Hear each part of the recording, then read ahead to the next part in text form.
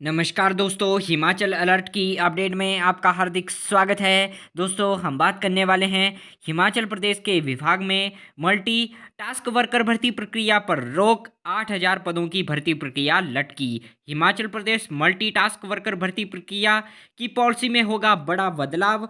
Himachal Pradesh cabinet बैठक में फिर जाएगी भर्ती प्रक्रिया की फाइल। साथ ही बात करेंगे, अब कैबिनेट बैठक में ये फाइल जाएगी तो इन युवाओं को मिलेगा नौकरी में बड़ा फायदा। और हिमाचल प्रदेश मल्टीटास्क वर्कर भर्ती प्रक्रिया की क्या नई अपडेट रहने वाली है, विस्तार से इसकी पूरी जानकारी आपके समक्ष साझा करेंगे।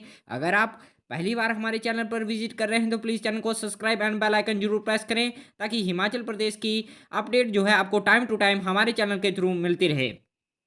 आज सबसे बड़ी खबर की 8,000 पोस्टें कैसे फंस गई हैं।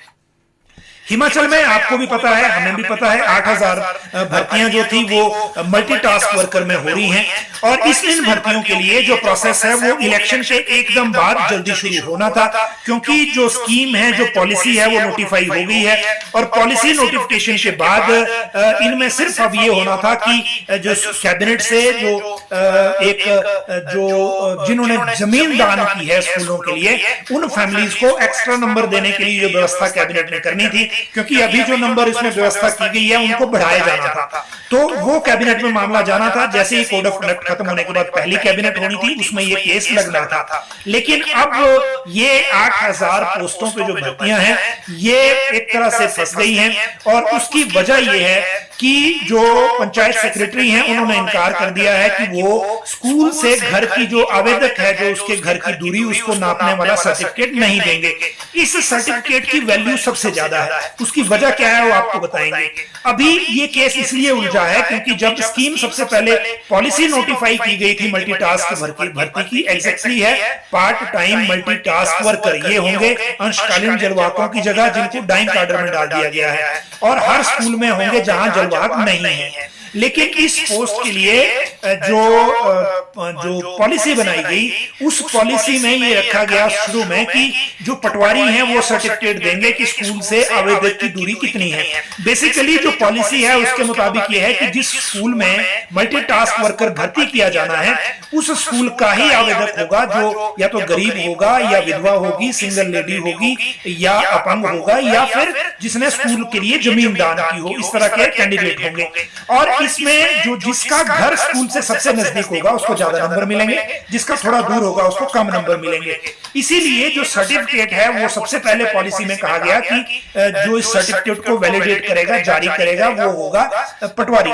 लेकिन रेवेन्यू डिपार्टमेंट ने जब ये पॉलिसी नोटिफाई हुई तो मना कर दिया कि पटवारियों के पास, क्योंकि पटवारियों की संख्या वैसे ही कम है, 2 या 3 पंचायतों पे एक पटवारी है, ऐसे में इस काम को उनको देंगे तो फिर दिक्कत होगी। और दूसरा, जो स्कूल घर से लेकर स्कूल को नापने की व्यवस्था उसके पास भी नहीं है, ऐसा उस टाइम कहा गया। तो फिर पॉलिसी में अमेंडमेंट की गई और ये कहा गया कि अब ये जो सर्टिफिकेट है ये पंचायत सेक्रेटरी देगा। लेकिन जब भर्ती नजदीक आई और लोग अप्लाई करने लगे पंचायत सेक्रेटरियों को कि हमने अप्लाई करना है, इसलिए हमारे घर से स्कूल की दूरी नापकर सर्टिफिकेट दीजिए, तो पंचायत सेक्रेटरीज भी इसमें उलझ गए और उन्होंने अपने डिपार्टमेंट को कहा। अल्टीमेटली पंचायती राज विभाग के निदेशक जो है ऋग्वेद मिलिंद ठाकुर, इन्होंने जो एलिमेंट्री डायरेक्टर हैं पंकज ललित, उनको एक चिट्ठी भेजी है कि पंचायत सेक्रेटरी ये काम नहीं कर पा रहे हैं क्योंकि उनके पास कोई ऐसा रिकॉर्ड नहीं होता पंचायत में जिससे वो रेवेन्यू की जो दूरी है घर से लेकर स्कूल तक की उसको नाप सकें।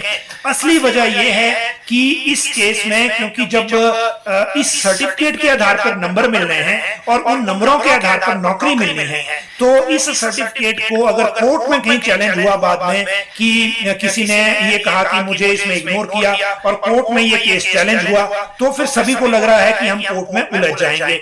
और इसी वजह से पंचायत सेक्रेटरी भी बैकआउट कर गए हैं। अब जो पंचायती राज विभाग के डायरेक्टर ने सुझाव दिया है अपनी चिट्ठी में, उन्होंने कहा है कि पीडब्ल्यूडी से आप ये काम करवाइए, क्योंकि उनके पास मापने का, ये दूरी मापने की व्यवस्था होती है। अब पीडब्ल्यूडी करेगा या नहीं वो आगे आने वाली बात है। आज हमने एजुकेशन डिपार्टमेंट से भी पता किया, उन्होंने कहा सरकार से दोबारा से इस मामले को टेकअप करेंगे, फिर उसके बाद बताएंगे कि ये सर्टिफिकेट कैसे बनेगा। मतलब ये हुआ कि अगर दोबारा जाएगा वहां पॉलिसी मॉडिफाई होगी तो पॉलिसी भी मॉडिफिकेशन कैबिनेट में ही होगी, तो इस प्रोसेस में भी और टाइम लगेगा। तो इस टाइम को कैसे कम करेगी सरकार वो आगे देखने की बात होगी। लेकिन फिलहाल ये उलझन बढ़ गई है और अब इस उलझन को कितनी जल्दी शॉर्ट आउट किया जाता है वो देखने वाली बात होगी। तो दोस्तों ये था खास update Himachal Pradesh multi task worker भर्ती प्रक्रिया से संबंधित। जैसे ही इसकी कोई लेटेस्ट अपडेट आती है तो हम आपको अपडेट कर देंगे। तो बने रहें हिमाचल अलर्ट की नोटिफिकेशन के साथ। प्लीज़ वीडियो को लाइक एंड शेयर करें।